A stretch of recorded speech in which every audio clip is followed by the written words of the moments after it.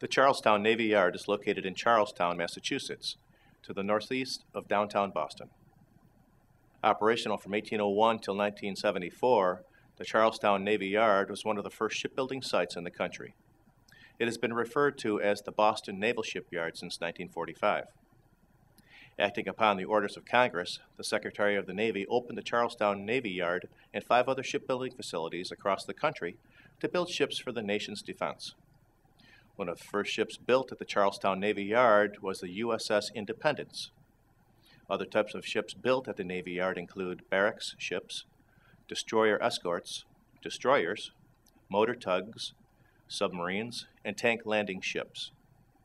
Through the majority of the 19th century, the yard was used to repair and store ships and as a supply site for food and personal effects such as clothing. By the end of the late 1800s, though, its role was expanded and the yard's workload increased during both the Spanish-American War and World War I. During World War II, British ships that were damaged in battle were repaired at the yard. After World War II, the focus of the yard's work turned to rehabilitating older ships in a project called the Fleet Rehabilitation and Modernization Program. With almost 50,000 employees, the shipyard, which was open day and night, 7 days a week, was a major local employer in the Charlestown area. During its long history, the Naval Yard employed skilled tradesmen such as sailmakers, machinists, electricians, plumbers, coppersmiths, carpenters, and blacksmiths. The pace of work slowed again in the mid-20th century. In 1974, the Naval Yard was closed as part of the governmental cost-saving effort. 30 acres of the Naval Yard are now part of the Boston National Historical Park, where visitors can learn about such ships as the USS Constitution. The legacy of the Naval Yard is linked to the nation's nautical and naval history. It is also part of the nation's public health history, as shipbuilding facilities are one of the primary sites of asbestos exposure. Asbestos refers to a group of 6 minerals that occur naturally in the environment and can be mined. Asbestos shares many qualities with cloth, but is also resistant to heat and fire and is very strong. Characteristics like this made it popular and prevalent material in many industrial processes like shipbuilding, from the late 1800s through the end of the 20th century. Asbestos was used extensively at the Charlestown Navy Yard. According to the U.S. Navy, over 289 products that contained asbestos were commonly used in the shipbuilding process. The risks of asbestos were documented as early as the 1920s. However, most industries and employers, including the U.S. Navy, either withheld this information or were slow to act on it. As a result, generations of workers were exposed to asbestos in sometimes lethal doses. Although the U.S. Navy imposed a ban on asbestos usage by 1973, it continued to use the substance for several years after this.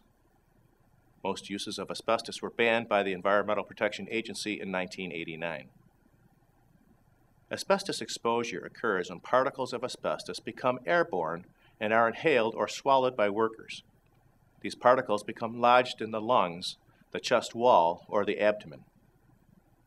15 to 50 years after exposure, this can lead to a number of respiratory conditions, including lung cancer, mesothelioma, and pleural effusions. Mesothelioma is a rare, aggressive form of cancer that is almost always fatal. Many people who worked at the Charlestown Navy Yard went on to develop mesothelioma years later. Thank you for watching. This video was produced by Asbestos.Net, a leading resource on all aspects of asbestos and mesothelioma. Our priority is to inform victims about the devastating effects of asbestos exposure, mesothelioma, asbestos cancer, asbestosis, and other asbestos-related diseases, and to advise them with a wealth of information. Individuals whose lives have been touched by mesothelioma have numerous questions and concerns. Their caregivers and family members also need accurate, reliable information. If you or a loved one have been diagnosed with mesothelioma or asbestos cancer and need more information, we invite you to visit and explore the thousands of pages of oncologist-reviewed material on Asbestos.net, to call our convenient toll-free number shown below and speak with a mesothelioma specialist, or to use the simple contact form found at Asbestos.Net to request a free copy of our informative books, custom inserts, and DVD. Asbestos.Net, information and help for patients and families.